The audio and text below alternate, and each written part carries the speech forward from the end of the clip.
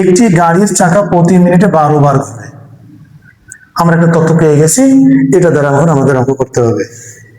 এখানে জানতে চাই যে 5 সেকেন্ডে কত ডিগ্রি ঘুরবে, তাহলে 12 বারকে আমাদের ডিগ্রিতে প্রকাশ করতে হবে। প্রতি মিনিটের কথা বলেছে, এখানে 5 সেকেন্ডের কথা বলা হয়েছে, তাহলে এটাকে আমাকে সেকেন্ডে নিয়ে আসতে হবে।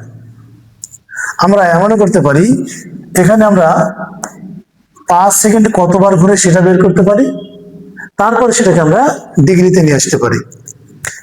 তাহলে আমরা শুরু করি। আমরা জানি যে 1 মিনিট সমান 60 সেকেন্ড। 60 সেকেন্ড।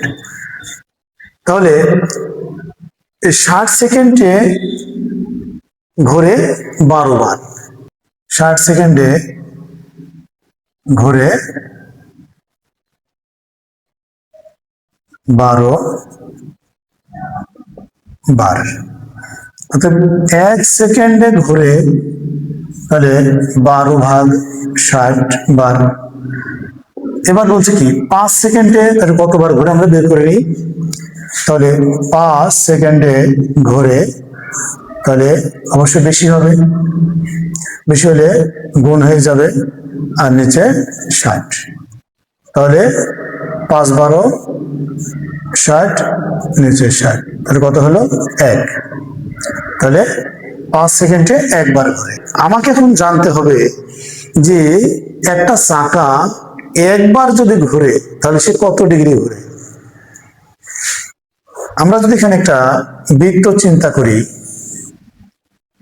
তাহলে এটা এখান থেকে এই পুরোটা ঘুরে এই পর্যন্ত আসছে, মানে এখান থেকে এই কোণটা কত ডিগ্রি কোণ, 360 ডিগ্রি কোণ। তাহলে চাকাটা আবার 5 সেকেন্ড কিন্তু একবারই ঘুরছে, তার মানে আমার উত্তর হচ্ছে 360 ডিগ্রি। আমরা জানি বৃত্তের কেন্দ্রে 360 ডিগ্রি কোণ উৎপন্ন হয়।